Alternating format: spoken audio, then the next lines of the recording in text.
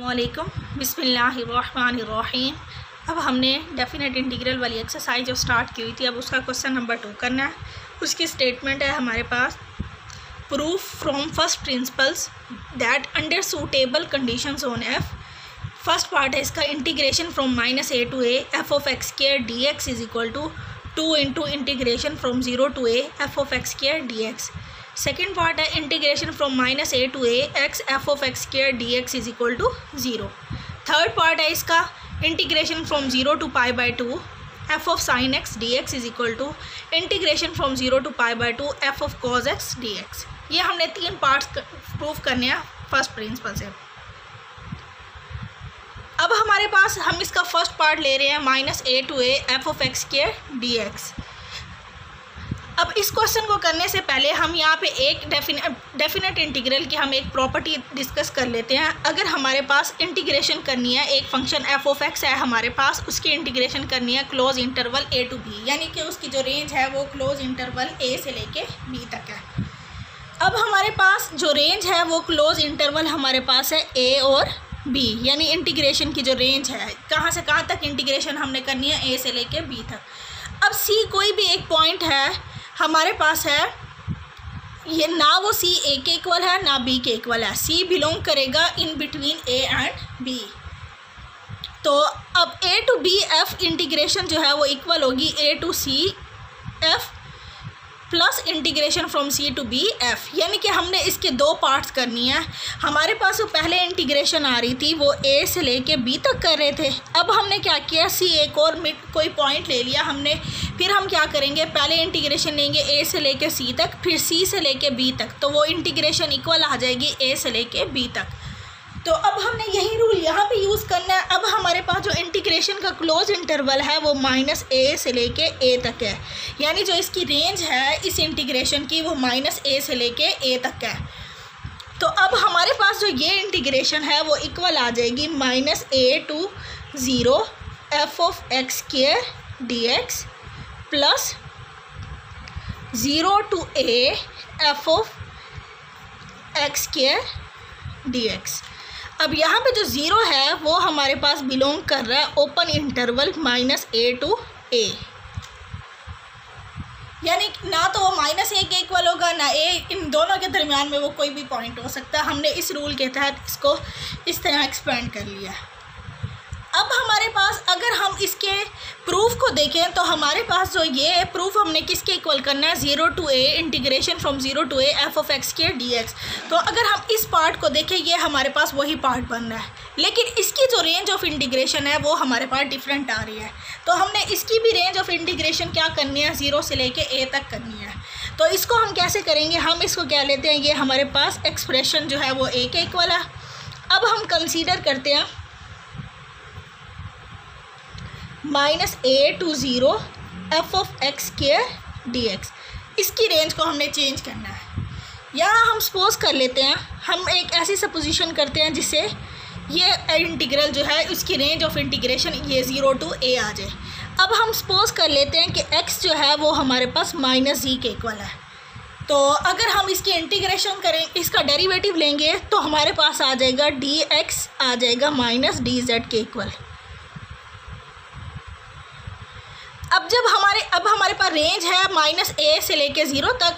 जब हमारे पास x की वैल्यू -a होगी, यहाँ अगर मैं -a पुट कर दूँ तो z हमारे पास हो जाएगा a के इक्वल, क्योंकि हमारे पास क्या है, हमने इसको वेरिएबल z में चेंज करना है। तो z में चेंज करने के लिए जो हमारे पास लिमिट्स जो इसकी आ रही हैं, लोअर लिमिट और अपर लिमिट हमारे पास x में है, उनको भी z की फॉर्म में चेंज करना है। तो x हमने सपोज किया हुआ -z के इक्वल है।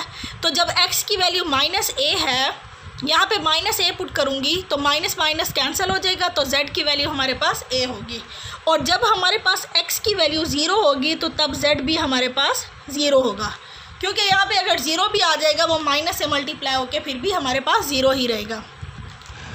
तो हमारे पास जो ये वाला इंटीग्रेंट है, ये इंटीग्रेशन जो है वो हमारे पास चेंज हो जाएगी -a to 0 f of x square dx, ये चेंज हो जाएगा। इसको जब हम वेरिएबल z में चेंज करेंगे तो -a हमारे पास, जब x की वैल्यू -a है तो z हमारे पास a के इक्वल आया है, और जब x की वैल्यू 0 है तो z भी हमारे पास 0 है। अब x का यहाँ पे स्क्वायर है, x की वैल्यू हमने -g ली हुई है, -g का स्क्वायर हो जाएगा, और dx की वैल्यू आई है -dz, ये आई है।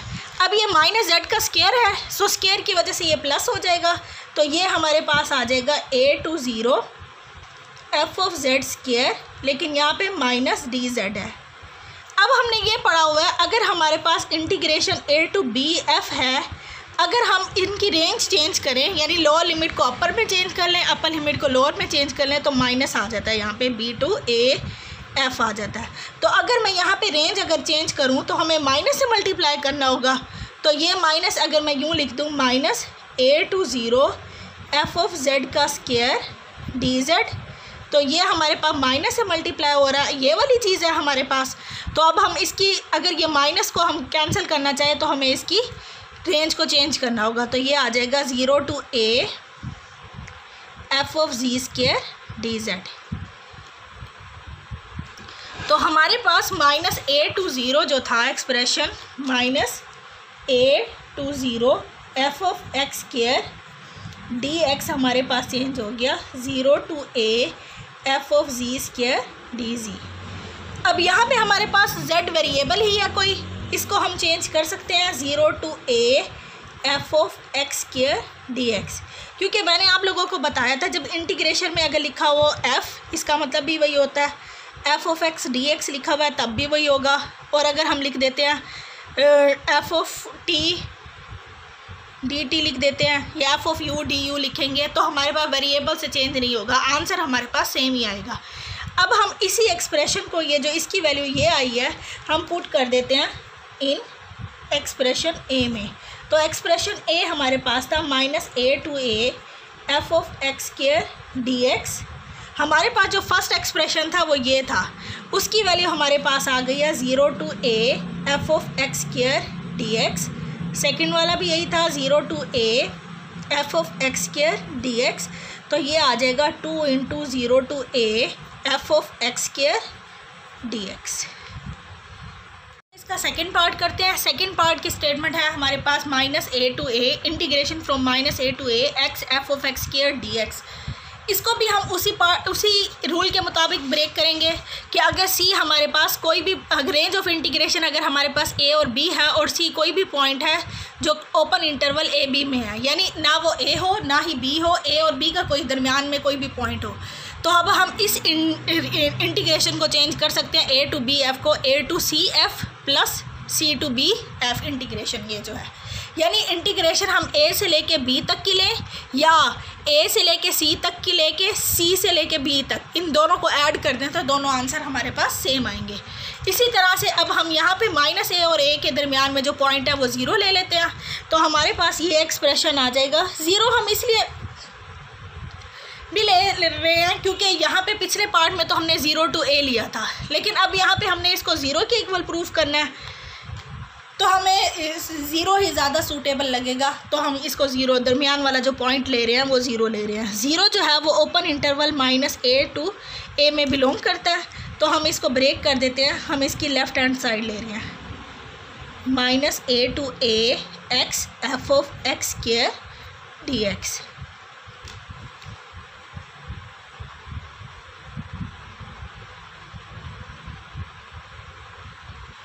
अब यहाँ पे हमारे पास आ रहा है -a to 0 x f(x²) dx, फिर नेक्स्ट आएगा 0 to a x f(x²) dx। ये एक्सप्रेशन हमारे पास a के इक्वल कर देते हैं। अब जो इसमें फर्स्ट पार्ट है इसको हमने चेंज करना है, हम कंसीडर कर रहे हैं -a to 0 x f(x²) dx। हमने ऐसा कुछ करना है कि एक, जैसे अगर ये वैल्यू प्लस में आ रही है तो सेकंड जो हो वो माइनस में आए ताकि ये कैंसिल होकर 0 आ जाए। तो हमने इस एक्सप्रेशन को सॉल्व करके देखना है कि इसकी वैल्यू इसके माइनस के साथ मल्टीप्लाई होकर आती है कि नहीं। तो अब हम उसके लिए लेंगे x को, हम ले लेंगे -dz, फिर dx हमारे पास आ जाएगा -dz। अब हम रेंज को देखते हैं, जब x की वैल्यू -a है तो यहाँ पे जब मैं माइनस ए पुट करूँगी तो z हमारे पास हो जाएगा a के इक्वल, और जब x की वैल्यू हमारे पास 0 होगी तो z हमारे पास हो जाएगा 0। तो हमारे पास जो ये वाली एक्सप्रेशन है वो हमारे पास बन जाएगा -a to 0 x f of x square dx।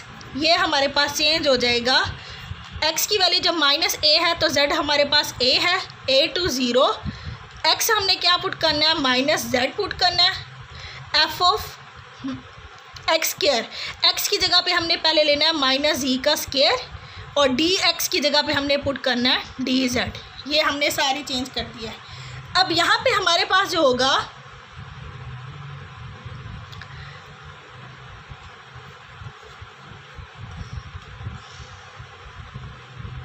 अब हमारे पास ये हो जाएगा -z, और ये वाला हो जाएगा हमारे पास प्लस वाला z, माइनस माइनस प्लस हो जाएगा, तो ये आ जाएगा हमारे पास a to 0 z f of z का स्क्वायर dz। ये जो z और dz के साथ माइनस मल्टीप्लाई हो रहा था वो हमारे पास प्लस हो जाएगा। अब हमने क्या करना है, इसको 0 to a में चेंज करना है। अगर मैं इसको 0 to a में इसकी रेंज को चेंज करूँगी, लोअर लिमिट को अपर लिमिट में और अपर लिमिट को लोअर लिमिट में पुट करूँगी, तो इसके साथ माइनस मल्टीप्लाई हो जाएगा। तो ये बन जाएगा 0 to a z f of z का स्क्वायर dz। अब हमने जो है इस एक्सप्रेशन की जो वैल्यू निकाली है वो हमने ये निकाली है, यानी कि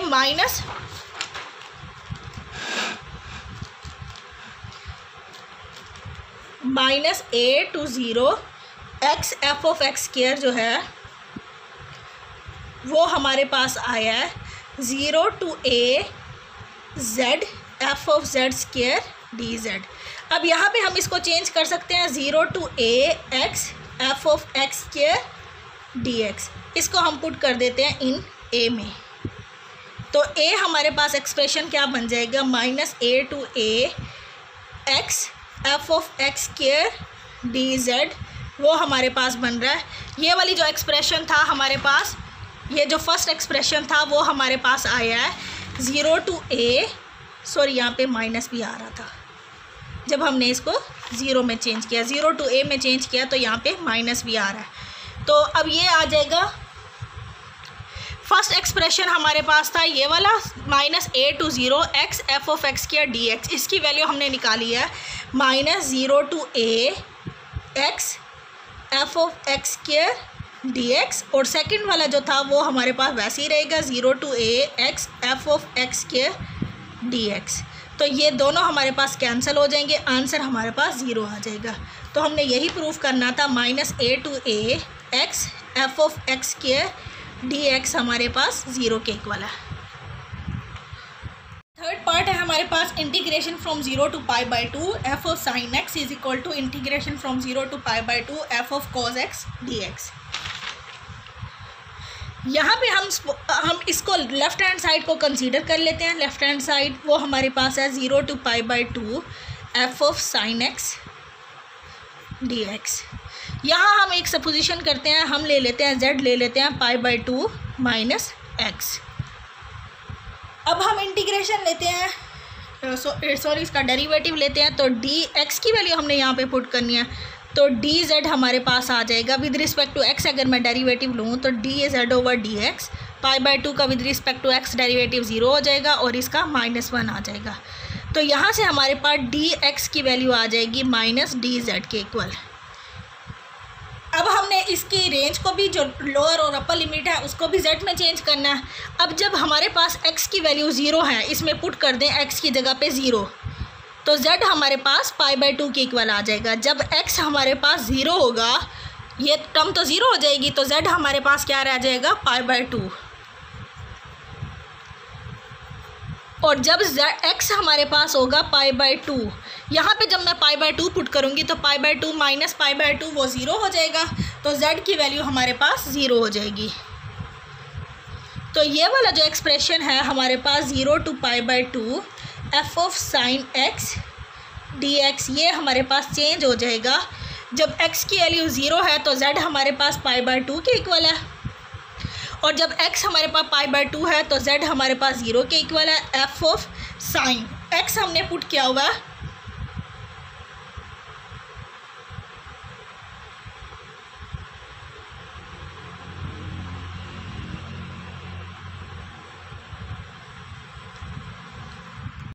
z हमने लिया हुआ है π/2 माइनस एक्स। यहाँ से अगर मैं x की वैल्यू निकालूँ तो हमारे पास आ जाएगी π/2 माइनस z आ जाएगा।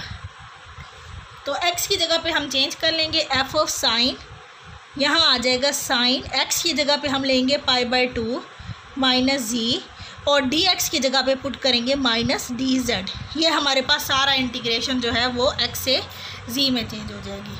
तो अब हमारे पास नेक्स्ट क्या आएगा, π/2 टू z।